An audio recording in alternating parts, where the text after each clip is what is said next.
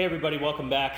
This is the second video segment from Kusa. Again, my name is Mark McCauley. I'm the founder of Kusa, which is the company I run. It's headquartered here in Eugene, Oregon, and I'm in the lab again today. Wanted to talk to folks about delivery mechanisms for cannabinoids. We covered the endocannabinoid system and cannabinoids in the video number 1. This is video number 2, talking about the delivery mechanisms and the ways to be able to get cannabinoids into your body. Historically speaking, prior to cannabis and hemp and the Controlled Substances Act, about 80 years ago, I believe now, cannabinoids, hemp was actually grown since colonial times.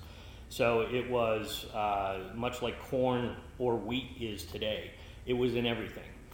In fact, our livestock and the cows, the chickens, the pigs, they would use this and graze on it, and they would ingest the cannabinoids. So virtually all of the meat that we had that was part of our food supply had cannabinoids in them. So our endocannabinoid systems were active just through the food that we ate. So today, given the 80 years of policy here in the United States and making cannabis illegal, and by extension some of the higher THC hemp or cannabaceae flowers, we no longer have access to cannabinoids through our food supply. So we've got to change it up. So as states started to legalize for the medical marijuana effort that has started to sweep the nation, we've got 29 states now that have passed some sort of regulations regarding medical marijuana, and we've got a number of states now that have recreational use, and Oregon happens to be one of them, which is why we're here. It opens up a whole another world to people to be able to get cannabinoids into the body. Again, we have an endocannabinoid system. Its whole aim, goal in life is to modulate or impact and affect our biological systems and processes so that we maintain a healthy state in the body. That's what it does. So to activate it, to get it, obviously we need cannabinoids. Well, there's been an awful lot of focus, even CNN, I know around the holidays, New Year's Eve, they were showing people driving around on a bus doing bong hits and taking, smoking their blunts and whatnot. That's one way to get cannabinoids into the body. It's not the way I do it, but it's the way a lot of people do it. The stoner culture that's out there, and people smoking and all the different paraphernalia and apparatus and whatnot. It's a way to get cannabinoids into the body. So you take your marijuana, your raw. Usually they're nuggets. They're not just this raw bud that was picked and dried right off the stem. But you would take a bud, you put it into a bowl, you add fire to it, usually in a lighter, and you smoke it. Whether it's through water, whether it's through another type of rig or whatever, you've got marijuana, it gets smoked, and you get your cannabinoids in the body. It goes into the lungs, hits the bloodstream. Very, very quick, very, very effective way to get cannabinoids into the bloodstream. A little hard to control the dose if you don't know what you're smoking. You don't have any idea as far as the THC content in it. And that's one of the things that I think people get most nervous about is, well, geez, if I take oil or I eat something or I smoke this, how high am I going to get? A lot of people don't like getting high. I'm one of them. I don't know if I'm just sensitive to THC or what, but a little dab does me, and it's just not a pleasant experience. So I had to find other ways to get cannabinoids into my body. So there are a number of ways. We were talking in the last video about topicals. This is what the company started with, was making a lotion, which is 80% water. It goes right through your skin. Our bodies are obviously mostly water. So we wanted to come up with something and come up with a formulation that allowed the cannabis oil that we mix in with the whole host of other ingredients with the lotion to be able to be put on the skin, get through the skin, get through our epidermal layer and into the bloodstream. So this is another vector, another way for cannabinoids to get into your body, which is through your skin. The other way that folks will also do it is eating it. Now, this is something I just don't see talked about that often. You can eat this flower. I could take this bud and I can pop it in my mouth. I can chew on it like I'm chewing on popcorn and swallow it. It doesn't taste great. It's a unique experience. But for somebody that wants to get cannabinoids into their system and they don't want to smell like they just smoked a ton of marijuana, you can take this bud, this plant material, you can pop it in your mouth, you can chew it, swallow it, and you're good. You don't need any sort of, you don't need rolling papers, you don't need cones, you don't need, a bowl, you don't need any other apparatus. All you need is flour, boom, down the hatch, and your cannabinoids are going to be, in this case, delivered through the stomach, through your liver, and get into your body that way. Which means it's going to metabolize a little bit differently, but again, it's a perfectly fine way to get cannabinoids into the body. The other way to do cannabinoids, or to get cannabinoids into the body, is with oil. I happen to be a huge fan of oil, not only because I make it, but because of the number of ways that this can be used and taken and transformed into other applications. In particular, this oil can be put into coconut oil if you've got a coconut and you want to put it into capsules. I know that's pretty popular. You can take this and actually put it directly on the skin. So I was diagnosed with a goiter, which fortunately wasn't malignant, but woke up one morning and I was running my hand down my beard and I said, geez, what's this lump in my neck? And I couldn't figure out why I had a sore throat for 6 months. Well, it turns out this lump, this goiter, this mass on my thyroid was pushing my windpipe over. And when it pushes your windpipe over, it makes your throat sore because you're stretching the muscles around your throat and your windpipe. So I couldn't figure it out. I knew it wasn't strep. I knew it wasn't anything else. It was sore all the time for months. It wasn't sore enough where I really wanted to do anything about it. I just said, you know what, I'm going to pay attention to it and watch it. Well, I finally went and got it checked out because I felt, geez, this lump is about the size of an egg, like an extra large egg. And so I went and got it diagnosed, the MRI, the ultrasound, all that, had it biopsied. They stick a needle in there, they pull the stuff out, and they said, all right, listen, it's not malignant, but it is a swollen mass around your thyroid. Well, I told the doctor at that point, I said, listen, I'm not doing surgery, I'm not doing pharmaceutical drugs, I am going to use oil. And he said, what do you mean? I said, I'm going to use cannabinoids to treat this and to shrink this mass. There wasn't a lot of science available on it, but I said, you know what, I'm a great guinea pig and I believe in this stuff, and so I'm going to try it. So I started to use CBD oil. In this case, it was derived from hemp, which looks an awful lot like marijuana, like cannabis, and so I put the oil on my goiter, on my mass. I started doing that basically the day I felt. Hadn't had it diagnosed yet. That was, I think, the end of November. I think it was right around Thanksgiving, if I remember correctly, and I just started putting the oil on every single day. Went in, got an MRI. They took the picture of it. They said, geez, this is actually a pretty big mass. Didn't know, again, if it was benign, malignant, or what, and I just kept putting the oil on. So between the time that I had the MRI and then I went back and had an ultrasound and a biopsy done, within that time frame, the tumor had, or the mass, the goiter, I guess it is a tumor technically, had shrunk.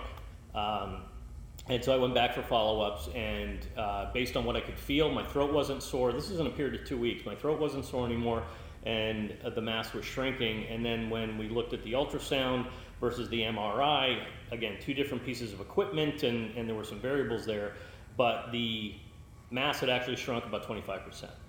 And when I told the doctor, second doctor, look, I'm only using cannabinoids, I'm not going to do surgery, I'm not doing pharmaceutical drugs, he said, you know what, good for you. I said, it's obviously working, so keep at it. So I continue to take oil. In this case, happens to be cannabis oil. The hemp oil that I make looks very, very similar to it. I package it the same way, but it can go directly on the skin. So I've used it for cuts. I know people that have used it to treat open wounds. There are people that take the oil and put it directly on melanoma, on skin tags and whatnot. I've done that too with some psoriasis things that looked a little funky. About a week later, the patch of skin that looked like it was potentially melanoma. Again, I didn't go to get it checked out. I want to make that clear. But the skin and that particular little mass and that scaly skin fell off. So again, in going through the process of getting this diagnosed and having a lot of blood work done, my blood was as clean as I would say since I was probably a baby. Long story short, I test everything on myself, and I believe in the cannabinoids again, whether it's hemp, whether it's cannabis, and it's a matter of just choosing the right delivery mechanism for you. A lot of folks start off with, hey, I'm going to the dispensary, what strain should I get? And the first question I ask them is, what condition are you trying to treat? Because smoking is great, but you may not like to get high. It may be too strong for you. It may not be the most effective way for you to do it. Now you can smoke it and just get the cannabinoids in your system. Again, it's going to provide benefit. It's going to activate and keep active your ECS, your endocannabinoid system, to maintain that healthy state in the body. So choosing the right delivery method, again, you can eat the flower, again, cannabis, hemp, you can just eat it. You can use a lotion, you can use a topical, a salve. You've got the oil that we package up here. We extract the cannabinoids from the plant. I only use ethanol. I don't use BHO, I don't use CO2. I don't like the pressurized gases, it's dangerous. I've been around things that go boom a couple of times, and I don't like it. So my preference, my standard is I use ethanol, I extract the cannabinoids from the plant, and I get it in oil. And then I can sell this oil to folks that want to take it and make other things with it. They can make their own edibles, they can put it in brownies, again, they can squirt it on their finger. Another popular delivery mechanism that I've used is to take the oil and to squirt it on a piece of organic crystallized ginger and eat that about an hour before bed. And I sleep like a baby 7-8 hours without issue. I don't feel high, I don't feel nauseous, I don't have a reaction to it, but I'm getting the medicine and the medicinal properties that are in the oil into my body without any issue or impact on my ability to function during the day. So take a look at what you're trying to treat. Look at the different options that are out there as far as delivery mechanisms. Again, you've got lotions, you've got the ability to eat the oil, you can put it in things, you can put it on things, you can eat it straight up. You can put the oil directly on your skin, which is what I've been doing to shrink this mass, and so far so good, it's working. So look at your delivery mechanisms, look at what you're trying to treat, figure out the best way to do it. There's two others I'm going to mention real quick before we wrap the video. One is a backdoor method, which is a suppository. So what I do is, and have done, is I get a 1 milliliter syringe, which is a lot thinner than this one. This one's a little bit thick, and you fill this with oil. And you literally stick it up your butt. I call it the backdoor method. And you stick it up your butt about 1.5 inches, so you get it just right around your through your sphincter and into your colon, and you push the bottom of this, and it goes right into your colon. Now, that crosses the blood-brain barrier in your colon. There's a whole ton of debate going on about how effective it is. Again, I am of the belief that all cannabis use is medicinal. Anytime you can get cannabinoids into your body to boost the level of homeostasis and to maintain that level of homeostasis is a good thing. I want to be healthy, I want to be happy, I want to be well balanced.